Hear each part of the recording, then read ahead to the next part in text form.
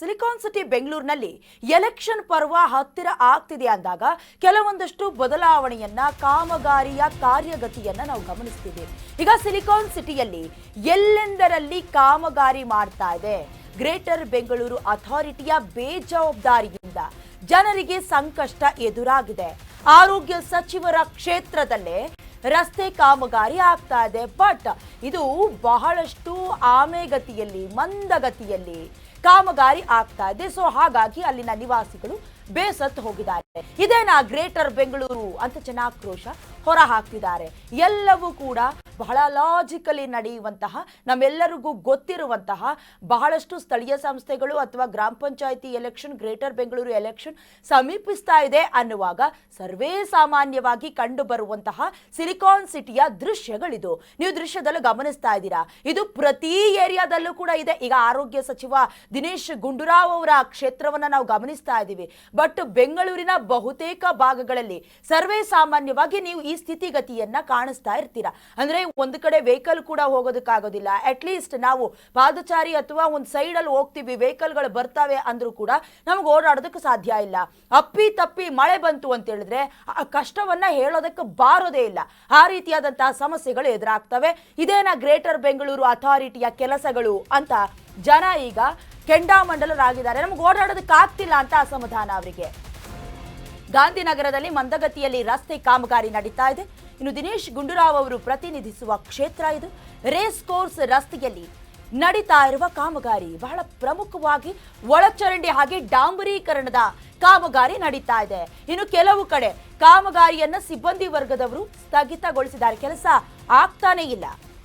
ಜೊತೆಗೆ ಕೆಲಸ ಮಾಡ್ತಾ ಇದ್ದ ವೇಳೆ ಇದು ಏನು ಕಾರ್ಮಿಕರೆಲ್ಲರೂ ಕೂಡ ರೆಸ್ಟ್ ಮಾಡ್ತಾರೆ ಆರಾಮಾಗಿ. ಇನ್ನು ಕೆಲವು ಕಾರ್ಮಿಕರು ಮಾತ್ರ ಕೆಲಸ ಮಾಡ್ತಾರೆ. ಇನ್ನು ಕಾಮಗಾರಿಯಿಂದ ರಸ್ತೆ ಬದಿಯಲ್ಲಿ ಪಾರ್ಕಿಂಗ್ ಕೂಡ ಆಗಿರುತ್ತೆ. ಇದರಿಂದ ಪೀಕ್ ಅವರ್ ನಲ್ಲಿ ಟ್ರಾಫಿಕ್ ಸಮಸ್ಯೆ ಆಗ್ತಾ ಇದೆ. ಟ್ರಾಫಿಕ್ ಸಮಸ್ಯೆಗೆ ಸಾರ್ವಜನಿಕರು ಬಳಲಿ ಬೆಂಡಾಗಿ ಬೇಸತ್ತು ಹೋಗಿಬಿಟ್ಟಿದ್ದಾರೆ. ಒಂದು ಕೆಲಸವನ್ನ ಇಷ್ಟು ಅವಧಿಯ ಒಳಗೆ, ಇಷ್ಟು ದಿನಗಳ ಒಳಗೆ ಕಂಪ್ಲೀಟ್ ಮಾಡಬೇಕು ಅಂತ ಮೊದಲೇ ಕಾಂಟ್ರಾಕ್ಟ್ ಲೆಟರ್ನಲ್ಲಿ ತೆಗೆದುಕೊಂಡಿರ್ತಾರೆ. ಬಟ್ ಯಾಕೆ ಈ ರೀತಿ ಅಸಡ್ಡೆ? ಅಥವಾ ಹೇಳೋರು ಕೇಳೋರು ಯಾರು ಇಲ್ವಾ? ನಿಜಕ್ಕೂ ಅವ್ರಿಗೆ ಕೂಲಿ ಸಿಗ್ತಾ ಇಲ್ವಾ? ಅದಕ್ಕೆ ಇಷ್ಟೊಂದು ಬೇಸರವ? ಏನು ಅರ್ಥ ಆಗ್ತಿಲ್ಲ. ಯಾಕಂತ ಹೇಳಿದ್ರೆ ನೀವು ದೃಶ್ಯದಲ್ಲಿ ಗಮನಿಸ್ತಾ ಇದ್ದೀರಾ, ಕಂಪ್ಲೀಟ್ ಆಗಿ ಕಸ ಕಡ್ಡಿ ಎಲ್ಲ ಬಿದ್ದು ಬ್ಲಾಕೇಜ್ ಆಗ್ತಾ ಇದೆ. ಕೆಲವೊಂದಷ್ಟು ಕೆಲಸದ ವರ್ಗದವರು ಅಥವಾ ಸಿಬ್ಬಂದಿ ವರ್ಗದವರು ಮಾತ್ರ ಅಲ್ಲಿ ಕೆಲಸ ಮಾಡ್ತಿದ್ದಾರೆ. ಇನ್ನೊಂದಷ್ಟು ಜನ ಆರಾಮಾಗಿ ಮಲ್ಕೊಂಡು ಟೈಮ್ ಪಾಸ್ ಮಾಡ್ತಿದ್ದಾರೆ ಅಥವಾ ರೆಸ್ಟ್ ಮಾಡ್ತಿರೋದು ಗೊತ್ತಾಗ್ತಾ ಇದೆ. ಹಾಗಾಗಿ ಏನಾಗ್ತಿದೆ ಅನ್ನೋದು ಬಹಳಷ್ಟು ಬೇಸರಕ್ಕೆ ಕಾರಣವಾಗ್ತಾ ಇರೋದು. ಜೊತೆಗೆ ಕೆಲಸದ ಸಂದರ್ಭದಲ್ಲಿ ಕಾರ್ಮಿಕರು ಆರಾಮಾಗಿ ರೆಸ್ಟ್ ಮಾಡ್ತಾ ಇರುವಂತ ಕೆಲವೊಂದಷ್ಟು ವಿಚಾರಗಳು ಕೂಡ ಗೊತ್ತಾಗ್ತಿದೆ.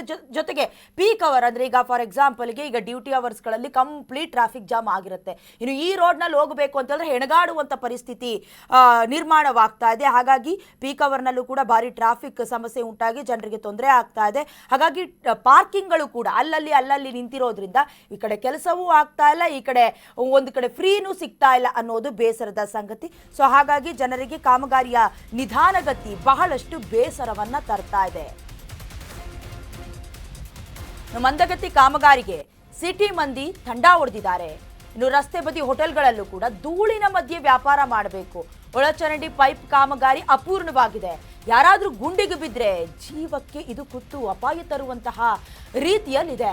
ಜನರ ಸಮಸ್ಯೆಗೆ ಸ್ಪಂದಿಸದ ಜಿಬಿಎ ಅಧಿಕಾರಿಗಳು ಸಮಸ್ಯೆಯ ಬಗ್ಗೆ ಮನವಿ ಮಾಡಿದ್ರೆ ಯಾವುದೇ ಪ್ರಯೋಜನ ಇಲ್ಲ. No use.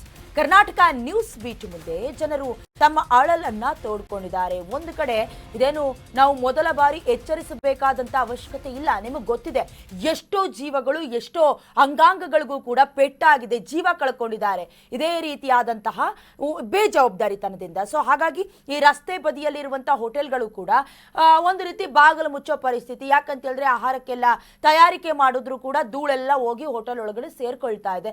ಅದ್ರ ಜೊತೆಗೆ ಒಳಚರಂಡಿ ಪೈಪ್ ಕಾಮಗಾರಿ ಆಗ್ತಾ ಇಲ್ಲ. ಯಾರಾದ್ರೂ ಗುಂಡಿಗೆ ಬಿದ್ರೆ ಗ್ರೇಟರ್ ಬೆಂಗಳೂರು ಅಥಾರಿಟಿಯ ಅಧಿಕಾರಿಗಳ ಜವಾಬ್ದಾರಿ ಅಥವಾ ಅವರ ಇನಿಷಿಯೇಟಿವ್ ನಮ್ಗೆ ಬಹಳ ಚೆನ್ನಾಗಿ ಗೊತ್ತಿದೆ. ಸೊ ಹಾಗಾಗಿ ಎಷ್ಟೇ ಈಗ ಸಮಸ್ಯೆ ಇದೆ ದಯವಿಟ್ಟು ಕನ್ಸಿಡರ್ ಮಾಡಿ ಅಂತ ಹೇಳಿದ್ರು ಕೂಡ ನೋ ಯೂಸ್.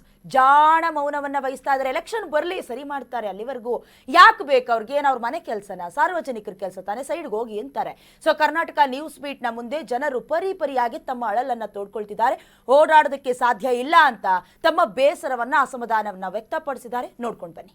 ಸುಮಾರು 18 ವರ್ಷದಿಂದ ಓಡಾಡ್ತಾ ಇದ್ದಾರೆ ಈ ರಸ್ತೆಯಲ್ಲಿ. ಇಲ್ಲಿ ಏನು ಸಮಸ್ಯೆ ಕಾಣಿಸ್ತು? ಈ ರಸ್ತೆ ಪ್ರಾಬ್ಲಮ್ ಸ್ವಲ್ಪ ಎಲ್ಲ ಕೊಳೆ, ತುಂಬ ಧೂಳು, ಆಮೇಲೆ ಭಾಳ ಇಕ್ಕಟ್ಟು, ತುಂಬ ಟ್ರಾಫಿಕ್ ತೊಂದರೆ ಆಗ್ತೈತೆ. ಜನಗಳಿಗೆ ಜನಸಾಮಾನ್ಯರಿಗೆ ತುಂಬ ತೊಂದರೆ ಆಗ್ತೈತೆ. ಸ್ವಲ್ಪ ತುಂಬ ಇದಿದೆ, ವಿತ್ತಿದೆ, ಮಾಡ್ಬೋದು. ಕೆಲಸ ಮಾಡಿದರೆ ಸ್ವಲ್ಪ ನೀಟಾಗಿ ಆಗುತ್ತೆ, ಮಾಡ್ಬೋದು. ಅರ್ಧ ಕೆಲಸ ಮಾಡಿದ್ದಾರೆ, ಮಾಡ್ತಾವ್ರೆ. ಸ್ವಲ್ಪ ಉತ್ತಮವಾಗಿ ಮಾಡ್ಬೇಕು, ಬೇಗ ಮಾಡಿದರೆ ಜನಗಳಿಗೆ ಅನುಕೂಲ ಆಗುತ್ತೆ, ಯಶಸ್ವಿ ಆಗುತ್ತೆ.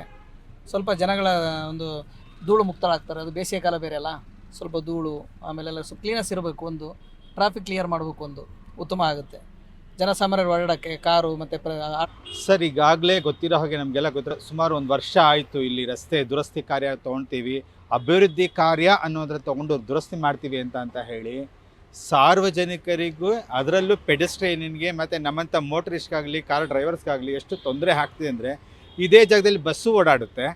ಹಿಂದೆ ನೋಡ್ತಿರ್ಬೋದು, ಬಸ್ ಬರ್ತಾ ಇದೆ. ಆ ಬಸ್ಸಿಂದ ಎಷ್ಟು ಇನ್ಕನ್ವೀನಿಯನ್ಸ್, ಒಂದೇ ಬಸ್ ಹೋಗೋಕ್ಕಾಗೋ ಜಾಸ್ತಿ ಇರೋದು. ಆ ಸ್ಥಳದಲ್ಲಿ ಬಸ್ಸು ಹೋಗಬೇಕು, ಟೂ ವೀಲರ್ಸು ಹೋಗಬೇಕು, ಕಾರ್ಗಳು ಹೋಗಬೇಕು, ಆಟೋಗಳು ಹೋಗಬೇಕಂದ್ರೆ ತುಂಬ ತೊಂದರೆ ಆಗ್ತಿದೆ. ಈಗಾಗಲೇ ನಮಗೆಲ್ಲ ಗೊತ್ತಿರೋ ಹಾಗೆ ಜನರೆಲ್ಲ ಸರ್, ಬೇರೆ ಏನೂ ನಾವು ಇದು ಮಾಡ್ಕೊಳೋದು ಬೇಡ. ಜನರೆಲ್ಲ ಏನು ಹೇಳುತ್ತೆ, ಒಂದು ರೋಡ್ನ ಟೆಂಡರ್ ತೊಗೊಂಡ್ರೆ ಎಷ್ಟು ದಿನದಿಂದ ಸ್ಟಾರ್ಟ್ ಮಾಡಿ ಎಷ್ಟು ದಿನದೊಳಗೆ ಮುಗಿಸ್ತೀವಿ, ಆ ಒಂದು ಬೇಸಿಕ್ ನೋಟ್ ಎಲ್ಲೂ ಸಹ ಒಂದು ಅನೌನ್ಸ್ ಮಾಡಿಲ್ಲ.